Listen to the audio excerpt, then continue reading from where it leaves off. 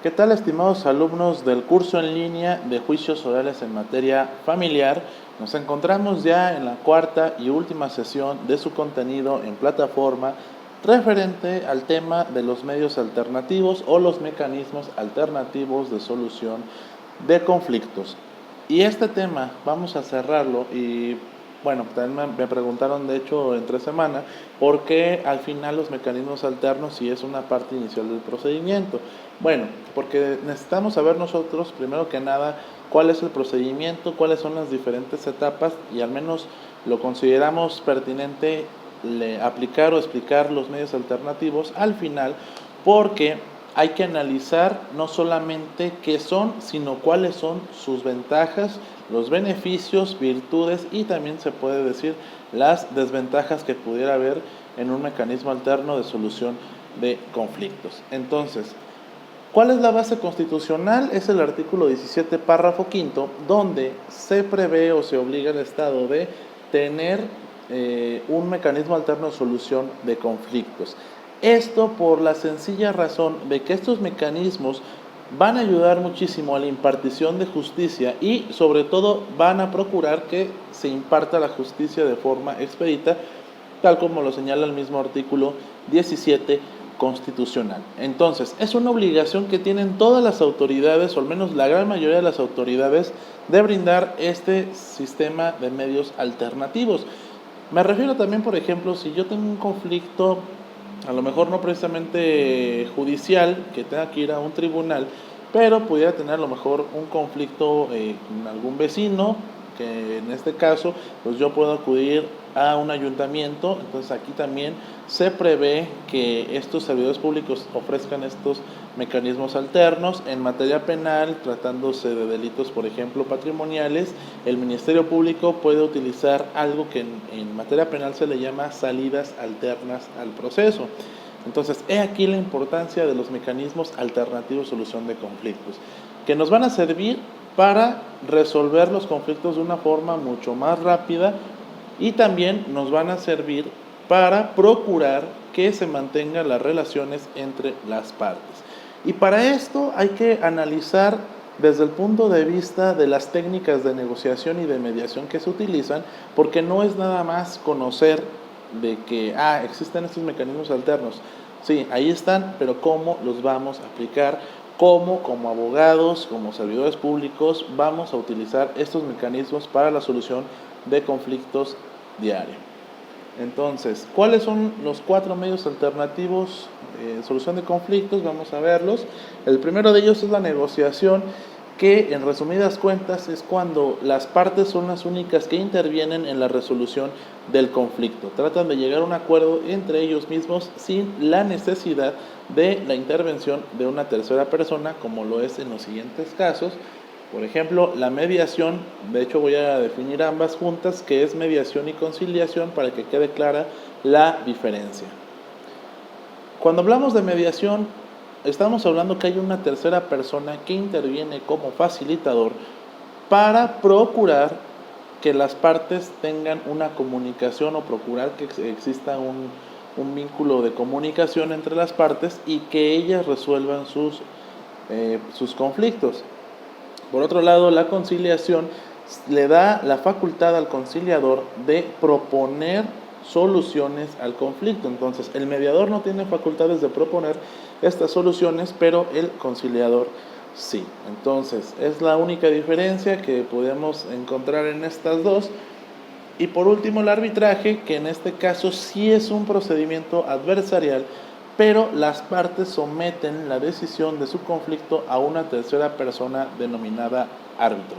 Y esta figura jurídica la encontramos en el Código Civil con la figura del contrato de compromiso arbitral o el contrato de arbitraje, donde nosotros, si no queremos a lo mejor en algún momento resolver un conflicto ante el órgano jurisdiccional competente, bueno, podemos designar a esta persona que se designe como árbitro para dirimir el conflicto. Entonces, ¿por qué es un mecanismo alternativo si al final del día quien está resolviendo el conflicto es una tercera persona? Bueno, porque las partes son quien eligen a esa tercera persona que va a resolver el conflicto. Entonces, Para esto nos vamos a basar nosotros en la Ley de Justicia Alternativa y Restaurativa para el Estado de Michoacán, donde podemos encontrar todos estos principios legales que se tienen que cuidar en lo que es la impartición de estos mecanismos alternos, los requisitos de los facilitadores, cómo se tienen que elaborar los convenios, etcétera. Entonces, vamos a ver primero que nada cuáles son estos principios elementales que los encontramos en el artículo 5 de esta ley y que nos van a servir a nosotros para conocer más a fondo lo que son los mecanismos alternos y cuáles son las bases que los rigen. Tenemos en primero lo que es la confidencialidad, que por lógica sabemos que todo lo que se trate, se negocie o traten de llegar a un acuerdo en una sesión de un mecanismo alterno de solución de conflictos es confidencial y no se puede ni revelar la identidad de las partes, ni el conflicto, ni todo lo que se hable dentro de estas sesiones. Por lo cual, esto no puede ser utilizado como prueba en etapas posteriores. Me imagino, a lo mejor tenemos un conflicto de pensión alimenticia, donde no se sabe la cantidad exacta que gana el deudor alimentario, y al momento que estamos en esta audiencia, él confiesa que gana determinada cantidad, digamos unos 10,000 pesos mensuales. No llegamos a ningún acuerdo, entonces en la etapa ya del juicio, en la etapa preliminar o audiencia de juicio, queremos utilizar como prueba esta confesión que se utilizó en esta sesión de mediación. Esa prueba no es procedente porque volvemos a lo mismo. Todo lo que se hable en esta etapa es confidencial. También tenemos lo que es el principio de equidad, que el convenio tiene que beneficiar a ambas partes. Y aquí algo muy importante y hay que aclararlo: los convenios que se celebran para la resolución de conflictos de esta forma tienen que ser un ganar-ganar y un perder-perder. ¿A qué me refiero? Cuando hablamos de celebrar un convenio donde las partes hacen recíprocas concesiones, no podemos decir que el convenio me va a favorecer a mí en mi totalidad y va a perjudicar a la contraparte. Tiene que haber un ganar-ganar donde ambas partes salgan ganando y también en su momento salgan perdiendo. Un ejemplo clarísimo, vuelvo al mismo caso de una pensión alimenticia. Quizá yo estoy pidiendo a lo mejor un 50% sobre la nómina de pensión alimenticia. Esas son mis pretensiones. La contraparte dice no, yo únicamente te puedo dar el 20%. Entonces, llegando a un punto intermedio, podemos decir un 35%, fijamos el convenio en un 35% y aquí ya estamos hablando de la elaboración de un convenio. ¿Por qué? Porque mi pretensión es un 50%, la de la contraparte es un 20%, el punto intermedio me permite a mí ganar el 35% y obviamente estoy perdiendo un 15%. Y a la contraparte le estoy ahorrando un 30%, le estoy ahorrando la diferencia de lo que se había pensado cobrar. Entonces es un ganar-ganar y un perder-perder. Si este convenio, a lo mejor la parte que estoy demandando acepta el 50% que yo estoy exigiendo, entonces no hay un medio alternativo porque se está allanando, está aceptando los términos de la demanda. Recordemos que los mecanismos alternos son para resolver conflictos y el conflicto nace cuando yo tengo una postura y la contraparte tiene otra. Cuando yo demando y la contraparte acepta todas mis pretensiones, no hay conflicto, no hay litis y el asunto puede continuar sin ningún problema. Pero cuando existe esta controversia de prestaciones o posiciones que yo quiero defender, entonces sí podemos hablar de que hay un conflicto. También estamos hablando de un principio importantísimo que es la flexibilidad, el cual se traduce a que el facilitador tiene que dirigirse a las partes con un lenguaje bastante coloquial, bastante común, no se permiten tantos tecnicismos, y esto deriva de que las partes son quienes van a intervenir. Lo vimos en sesiones pasadas, igual en esta también se manejó, que la única forma en la cual un abogado representante de una de las partes puede intervenir en esta etapa de mediación y o conciliación es con un poder notarial o un mandato judicial, más bien dicho, con una cláusula especial para convenir.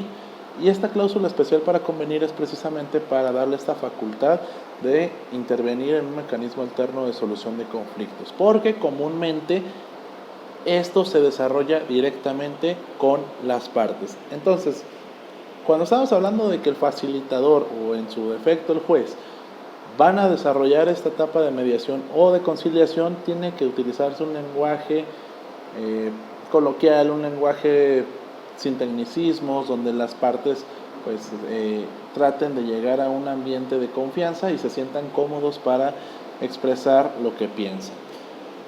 Otro principio es la honestidad, que el acuerdo no debe de favorecer a una parte en perjuicio de otra, que es lo que mencionábamos anteriormente. Tiene que haber ganancias recíprocas y también obviamente pérdidas recíprocas. Imparcialidad, que tiene que actuar libre de favoritismos hacia una de las partes. Legalidad, solo conforme a derechos, a los casos que están permitidos por la ley. Y voluntariedad, no se puede obligar a las partes. Importantísimo, no podemos obligar a las partes a desarrollar un mecanismo alterno de solución de conflictos. Se tiene que hacer una invitación, mas no se puede obligar a que acudan forzosamente a una audiencia de mediación. Eso es bastante importante y hay que tener mucho cuidado, porque cuando nosotros, por ejemplo, se me ocurre en materia penal, es muy dado que los citan a audiencias de mediación, porque como lo mencionaba, también existe la mediación en materia penal. Y muchas de las veces a mí en lo particular me ha tocado ver que los oficios tienen alguna medida de apremio en dado caso de que no vayan. Eso no se tiene que hacer, porque es un mecanismo alterno y estos son de forma voluntaria. O sea que yo no puedo obligar a ninguna de las partes a acudir a una audiencia de este tipo. Ahora, ¿en qué casos procede en materia familiar? Prácticamente procede en la gran mayoría, siempre y cuando sean casos en los que no se afecten intereses de menores, personas con discapacidad o adultos mayores. Y también tomemos en cuenta que cuando hay, por ejemplo, delitos de violencia de por medio o cuestiones ya un poco más graves que sí imposibilitan la función del facilitador para desarrollar el mecanismo alterno, en esos casos no podemos aplicar un mecanismo de este tipo, sobre todo para proteger la integridad del menor. Imaginémonos en un caso de divorcio donde una de las causales un poco graves pudiera ser que hubo un delito de violación de por medio a un menor, algo pues obviamente que ya nos estamos metiendo también en la materia penal, pero en estos casos no puede haber mediación. De hecho, también en las salidas alternas que les comentaba hace un momento, en materia penal también existen restricciones. Por lo regular en materia penal las salidas alternas tienen que ser sobre delitos patrimoniales, o la gran mayoría son sobre delitos patrimoniales o delitos no graves. Entonces, cuando hablamos de cosas o situaciones en las cuales sí es bastante grave la situación, no podemos desarrollar o no se deben de desarrollar estas salidas alternas o estos mecanismos alternativos de solución de conflictos. De hecho, causas de improcedencia en la materia familiar podría ser, por ejemplo, pérdida de la patria potestad, pudiera ser la cuestión en algunos casos de reconocimiento de paternidad. Y aquí yo les quiero comentar un caso particular donde en alguna situación se exigió, a pesar de que hubo un convenio, se exigió que se ofreciera una prueba pericial en ADN para determinar si el padre era el padre biológico o no. O sea, las partes llegaron a un acuerdo, ahí no hubo problema, pero el agente del Ministerio Público en representación del menor exigió que se ofreciera esta prueba para cerciorarse que era el padre del menor.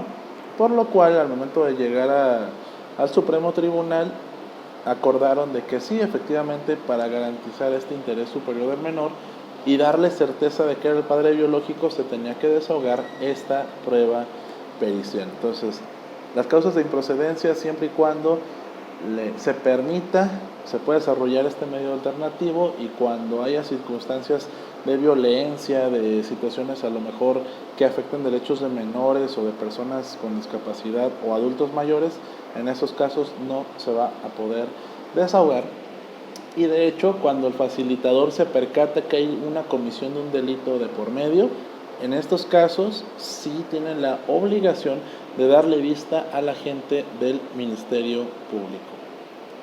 Muy bien. Entonces, ¿cómo se desarrolla la audiencia? Primero que nada, el facilitador presenta a las partes explicándole las reglas y los principios de los medios alternativos. Aquí es importante puntualizar que además de explicarles, las reglas de la sesión las van a determinar las partes.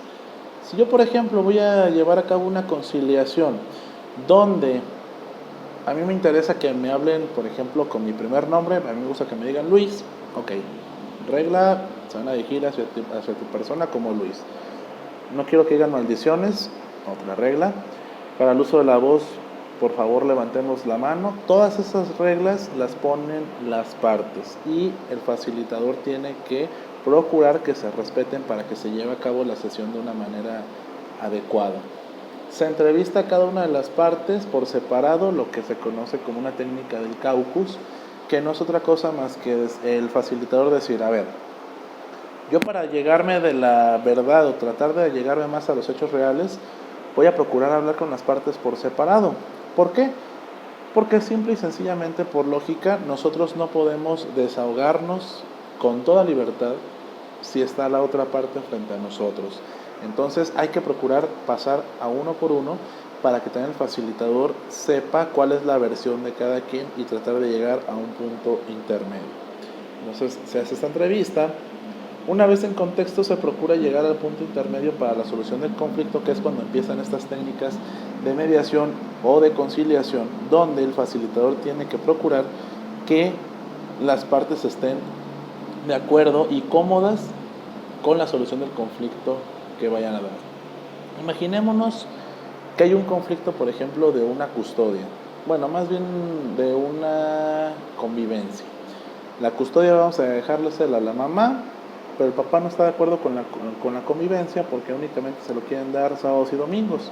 Él quiere jueves, viernes, sábados y domingos para llevar a cabo la convivencia con el menor. Entonces, en este caso, por ejemplo, el conciliador tiene que procurar, primero que nada, recuerden lo que vimos en las primeras sesiones, que la convivencia tiene que ser en horarios que no afecten el descanso, ni el estudio, ni demás actividades del menor de edad. Entonces, si por ejemplo estás solicitando que de jueves a viernes se lo lleve, lo cual pudiera provocar a lo mejor algún problema con su horario escolar, entonces el facilitador tiene que utilizar alguna técnica de empatía. De hecho, una de ellas es el rapport, que por ahí también lo vimos, para tratar de explicarle que no se puede realizar esa acción por cuestiones legales. O simple y sencillamente decir, bueno, si estamos en una conciliación, ¿qué le parece si en lugar de tenerlo desde el jueves, el viernes, adelante, viernes, sábado se lo queda usted y el domingo lo entrega ya en la noche? Y ahí es donde empieza esta técnica de dar una oferta y una contraoferta.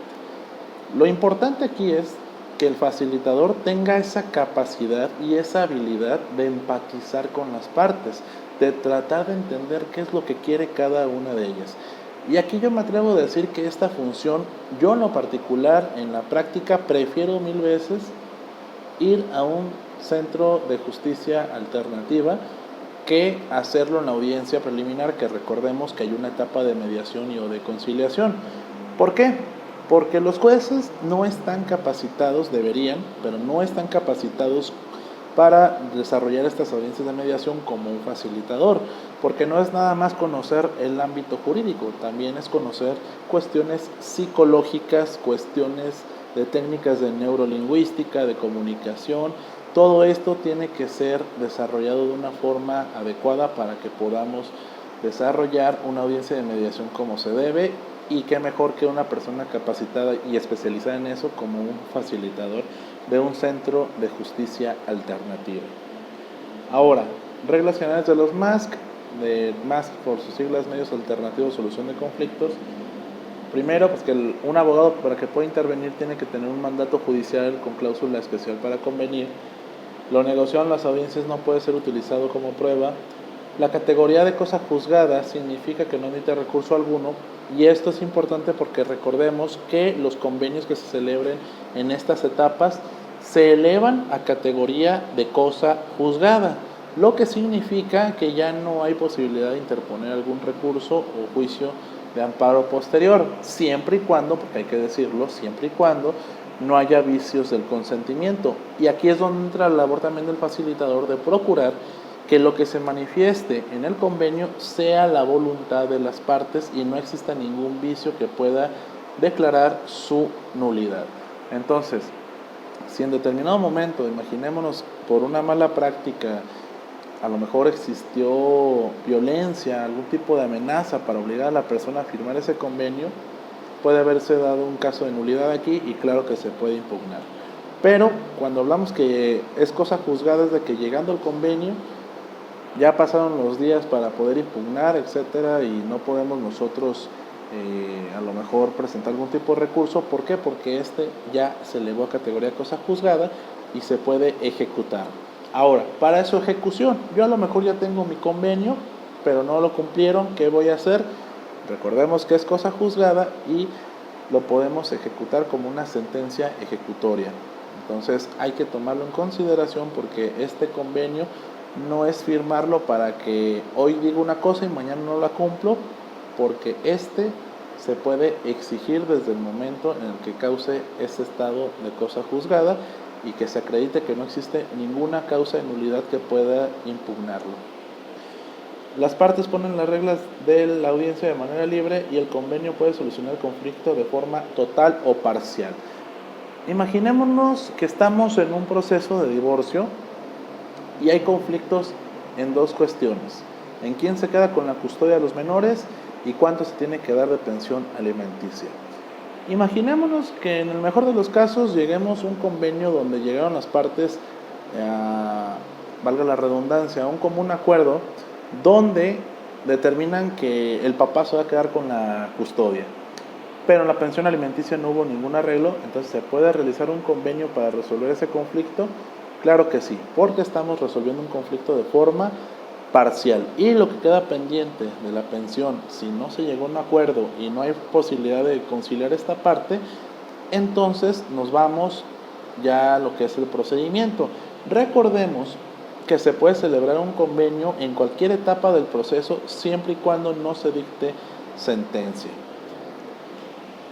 Bueno, algo muy importante que mencionar es que cuando nosotros llegamos a un convenio no hay condena del pago de gastos y costas, a diferencia de que a lo mejor si me llevo a cabo todo el procedimiento, yo soy la parte vencedora o la parte perdedora, aquí sí puede haber condena a gastos y costas porque ya hay una sentencia. Pero si llegamos a un convenio, uno de los beneficios es esto, y aparte, como les mencionaba, que podemos procurar que las partes mantengan su relación, a lo mejor no igual como antes, pero sí una relación de paz, ¿sí? Entonces es algo muy importante.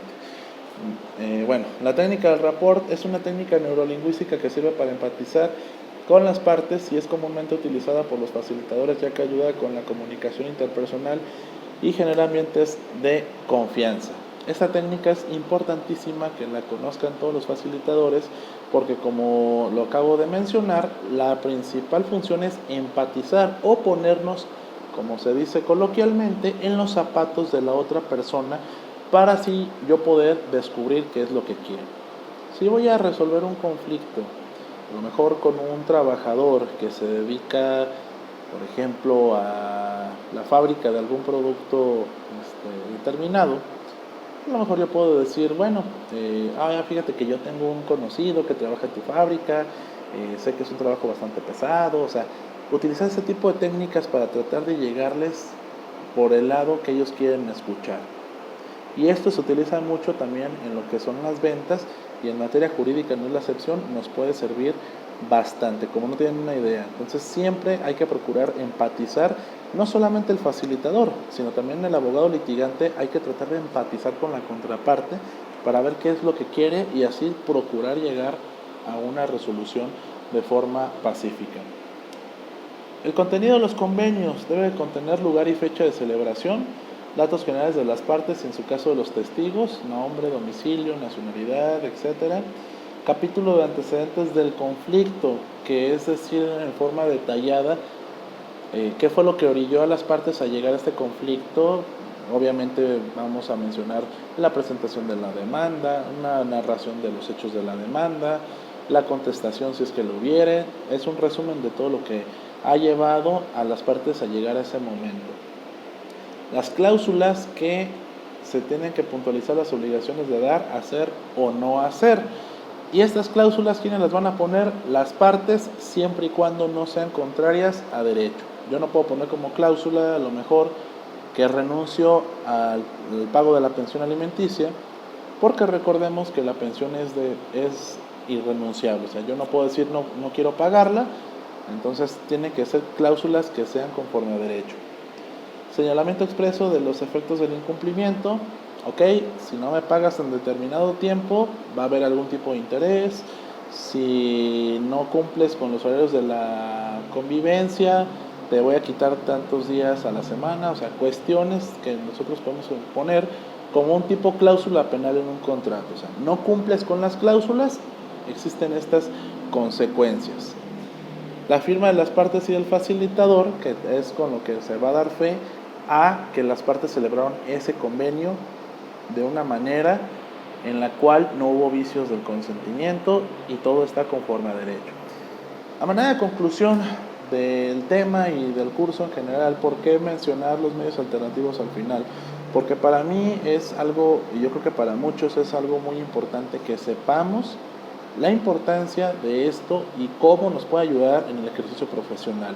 Tomemos en cuenta que nuestras autoridades son bastante tardadas en la cuestión de la impartición de justicia, no tanto por la gestión que hacen, sino por la cantidad de asuntos que día tras día están llegando a los tribunales.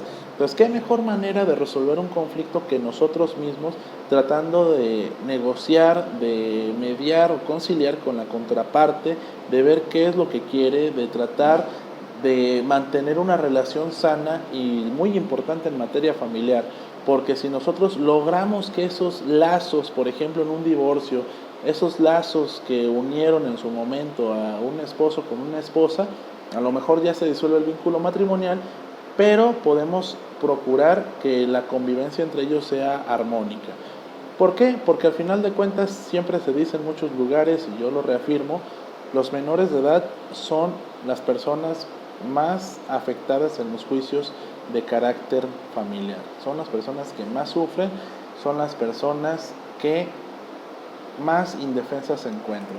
Entonces, por más que la ley trate de proteger el interés superior del menor, siempre va a haber conflicto emocional y psicológico si las partes rompen de cajón la relación y hacen que esto afecte emocionalmente al menor. Entonces, los medios alternativos es una excelente herramienta, sobre todo en la materia familiar, porque como comento, si logramos que las partes lleguen a un común acuerdo, en buenos términos y de buena manera, esto nos garantizará a nosotros tener un procedimiento bastante eficiente y sobre todo resolvemos el conflicto de una manera mucho más rápida. Espero que haya sido de su agrado estas sesiones, esta sesión en particular. Cualquier duda, pues saben que quedo a sus órdenes. Entonces estaremos en contacto para la última sesión, la sesión extra sobre el taller de redacción de demandas, que esta se pretende dar de forma virtual y en vivo. Ya estaremos en comunicación para tratar de poner una fecha y una hora determinada. De mi parte es todo, espero que estén excelente, que tengan un bonito día y nos vemos pronto. Hasta luego.